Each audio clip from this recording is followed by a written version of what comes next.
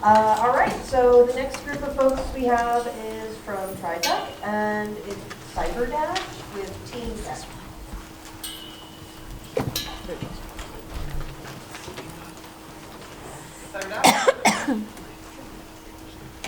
Actually, we were just questioning that because I didn't remember seeing people check in.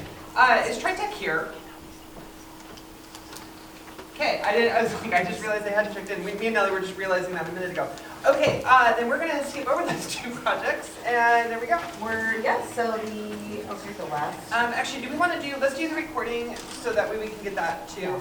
Yes. Okay, so how about this? So we're going to do this for CyberDash and FadeSickle. So we'll just call the judges to do your feedbacks, and then we'll record those, and then that way they'll be on the recording, and then we'll move forward with the West Hunt Tech teams. We still pull it up, just visit us. I will do that, yeah, okay. All right, should I do my start? Just kidding. All right, sorry, Scott, I screwed it all up. I made it worse. Sorry, I forgot to validate that everybody was here, that's on me, I'm sorry guys. And then I realized they're from Kennewick, and that's a fairly long schlep, so there we go. All right. Really kind of ST3K. Warning, I don't know how to play any of these games, so. So how about we start, how about you? Please jump in. Yes. This is all I needed to see to remind me. Okay, I will do my best to play. Yeah, so this one was like, it was a fun, interesting platformer. This was actually the highlight moment of like, if any game needs a checkpoint, it's this one. Because it was like a disastrously punishing when you do things like that.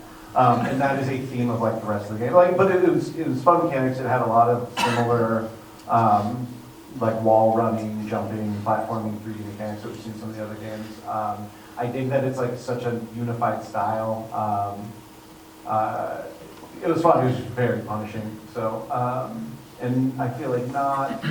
Oh no, yeah, this one had some really cool master mechanics too, which you don't get to them until you survived a few times, Jim. But Well, that's going to be a problem.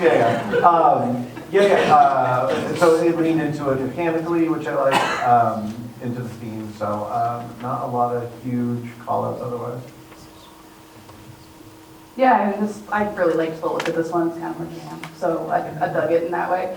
But yeah, this is one that I know that I've given similar kind of feedback to some of these other kind of skill-based platformers, which is just knowing whether the platforming is the difficulty or the controls.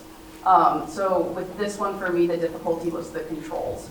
I really struggled with this, basically this first jump, because the slide and the wall run for me was just, for some reason, those inputs were just really difficult for me. I think it was a lot of the timing and just kind of where they were mapped. I can't remember exactly how they were mapped off the top of my head, but I do remember there was like a little bit of a physical struggle for me to hit what I needed to when I needed to, if that made sense.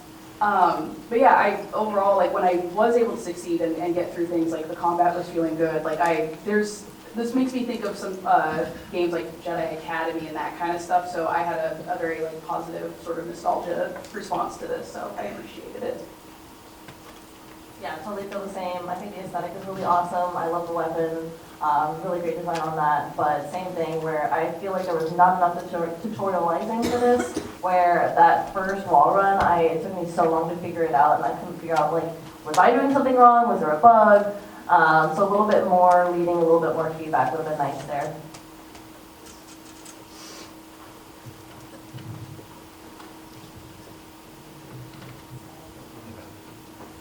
They did present, so you may as well.